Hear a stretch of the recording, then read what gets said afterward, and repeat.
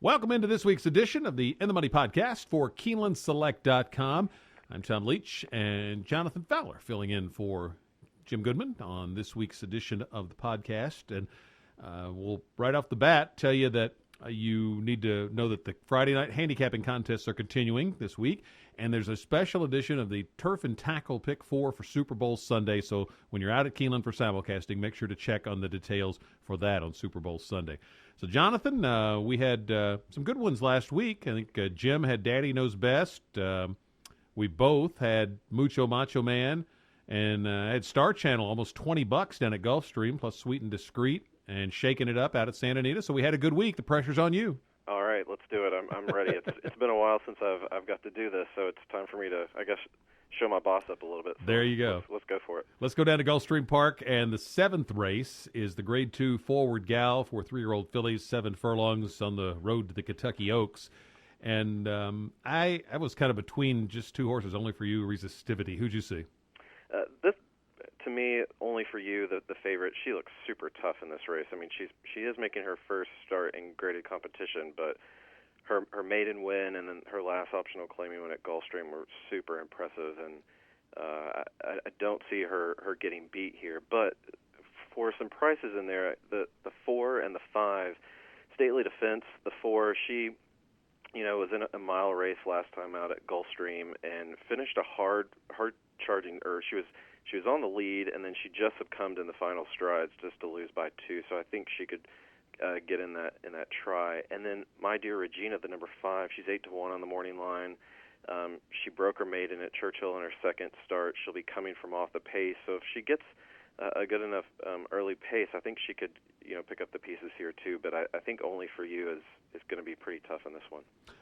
Let's go. And that's who I like as well, Only for You. I just can't pick against her. And Resistivity, I like a little bit, but I'll box those two in the exacta, but I really think it's Only for You to win it. The 10th race is the Grade 2 Holy Bull, and this was a really good betting race.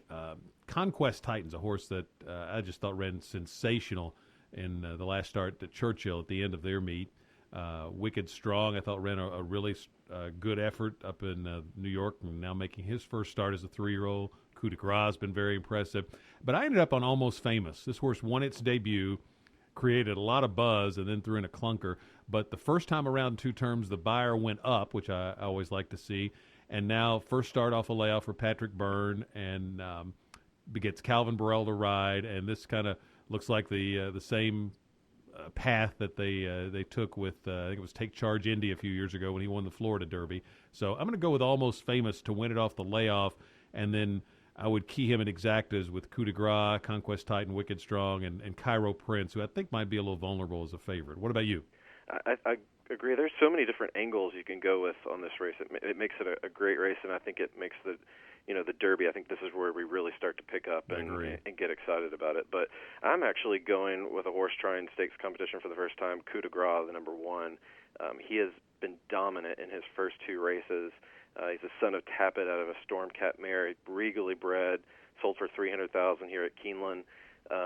Training very well for Chad Brown, has all the right connections. John Velasquez gets aboard, which is interesting because Castellano's been riding this horse, so brings in Johnny V on this one. So I really like this horse, and specifically in his last race, he was challenged in the stretch and just kept his head down and pushed forward, and I just was really thrilled to watch that race. I agree with you on Conquest Titan. That last race was sensational, coming from dead last to get up for the win going away. I just think has the breeding to get the classic distances. Birdstone out of a Mineshaft mare, so I'm right there along with you on that. And then Almost Famous as well. I mean, he just looked great. Some of the other interesting ones are Mr. Speaker making his first start on dirt after winning the turf race at Gulfstream. He's by Pulpit out of an Unbridled mare, so we got the connections of Orb here. And then Our Caravan, he broke his maiden last time out at 35-1 at Gulfstream at 1 16th.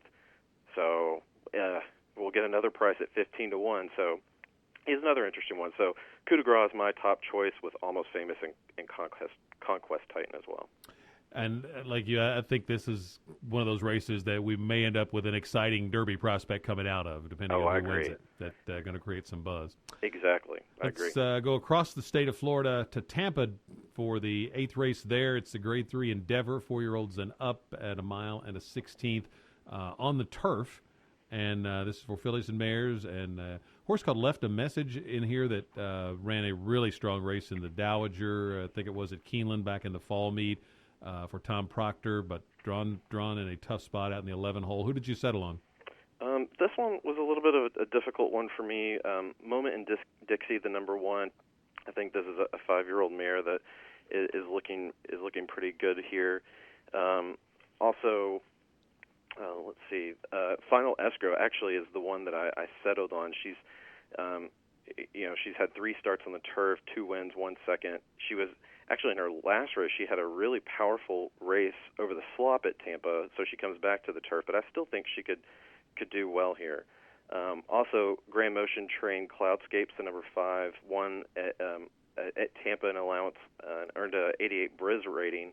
So I think this is could be a good prep for her off that layoff. And then the number 1, Moment in Dixie. So Final Escrow was my top choice with Cloudscapes and Moment in Dixie. I ended up going with Floral Romance. Coming back on 3 weeks rest for Mott is a little un-Mott-like, so I'm wondering if there's maybe reading between the lines. He's just confident there. I thought she had some trouble in the last race against maybe a better field, and they attract one of the top riders on this circuit to take the mount. So I'm going to take Floral Romance for the win, and then key her in Exactas with Moment in Dixie, Left a Message, and the 6 Final Escrow. Oaklawn's feature is the ungraded American Beauty, and it's for sprinters here. And this is a nice field, 14 of them, led by Apropos from the Claiborne-Dilschneider connections. Who did you go with? I think it's really. I mean, I know it's a huge field, but Apropos has impressed me since her debut, and definitely her maiden win at Keeneland. I just think she is. I think she's been ready for this graded stakes win. So I think she's going to be super tough. I mean, she came in off a little bit of a layoff last time out and just dominated that. I do find it interesting that the horse that finished second that day, Chortle, gets 15 to 1 on the morning line here after a very nice second, and she was coming off a layoff there too. So I like Chortle at 15 to 1, and then the number 10, or I guess the number 9, Miss Anna Destiny. She's 9 to 2 on the morning line. Exits a win back in November at Churchill in the Dream Supreme. I think she does very well at this distance as well, and has to be included.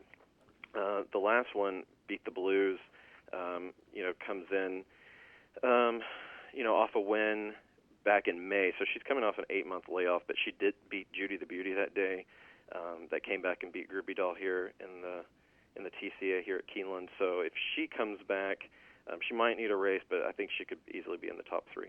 I'm going to try to beat the favorite, probably shot in the dark, but with Beat the Blues. Likes Oaklawn, has run well off a layoff before. You mentioned the back class, and just look at for something in a big field to maybe try to get the favorite beat in a big field. Who could do it? So I'm going to take a shot with Beat the Blues. Obviously, got to use Apropos with her and Exactas, Chortle.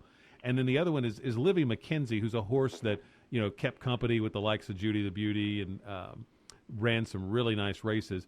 Went off form and it took a layoff, came back in the late summer, early fall. Didn't get back to that form. The workouts look good, so I'm thinking, okay, if she can get back to that best form, she could be a contender at least in here. So I'd use her in an Exacta too. But if you're using horizontal wagers, including this race, definitely want to include Apropos and probably Chortle as well because of what you mentioned, ran a real nice race first time off the layoff. Santa Monica Grade 3 at Santa Anita is the third race actually on their card. It's a Cal Cup Day card, so the Santa Monica's early. It's 4-year-olds and up going 7 furlongs. Teddy's Promise, Reed, is about to close out her career and looking to do it with a win in a race that she won last year. Who'd you go with? I love Teddy's Promise. I actually liked her in the Breeders' Cup. She just got, part of into that early pace and just didn't finish well. And she did the same thing in the Breeders' Cup Filly Mare Sprint the previous year. So I don't know if she's Grade 1 material, but in this spot she's going to be super dangerous. She'll most likely be on the lead here. She'll have some company on the lead here as well.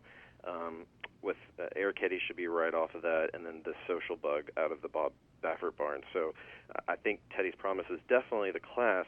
However, the number 6 Scherzinger is a horse that I really like. She comes in off a win at Santa Anita in optional claiming and just powered home that day, and just got up to beat out Social Bug that day.